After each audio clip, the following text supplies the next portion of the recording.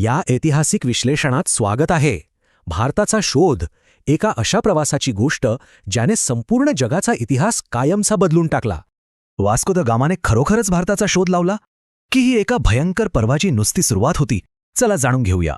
15व्या शतकातील युरोपला सडणारे मांस टिकवण्यासाठी जादुई मसाल्यांची प्रचंड गरज होती, आणि हे मसाले फक्त भारतातच मिळायचे.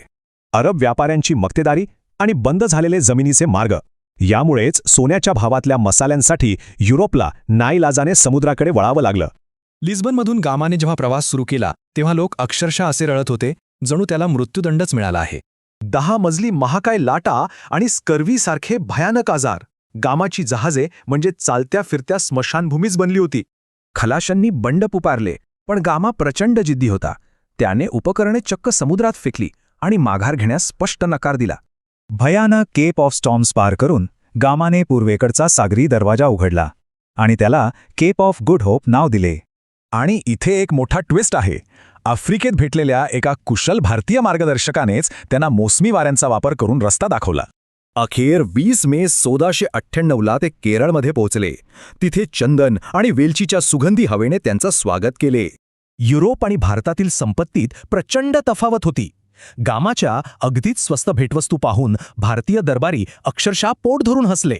तरीही अत्यंत शक्तिशाली आणि उदार राजा झामोरीनने या पोर्तुगीज प्रवाशांना आपल्या भूमीवर शांततेने व्यापार करण्याची परवानगी दिली. पोर्तुगालला परतल्यावर गामाला त्याच्या मूळ गुंतवणुकीवर तब्बल 64 पट इतका प्रचंड नफा मिळाला. आकडा खरोखरच चक्रावून टाकणारा आहे. या नफ्याची बातमी वाऱ्यासारखी पसरली आणि युरोपातील इतर बलाढ्य देशांनी तातडीने आपले नौदल भारताच्या दिशेने पाठवण्यास सुरुवात केली. शांततापूर्ण व्यापाराने सुरू झालेला हा प्रवास लवकरच सशस्त्र किल्ले आणि नंतर वसाहतवादाच्या अत्यंत काळ्या कालखंडात बदलला गेला. युरोपीय कंपन्यांनी इथल्या अफाट संपत्तीचं शोषण केले आणि शांतताप्रिय स्थानिक राज्यांना शतकानुशतके चालणाऱ्या युद्धाच्या खाईत अक्षरशः लोटून दिले. पण लक्षात घ्या, भारत ही फक्त एक जमीन नाही, हा एक अमर आणि कधीही न तुटणारा असा विचार आहे. मग या शोधाची खरी किंमत काय होती?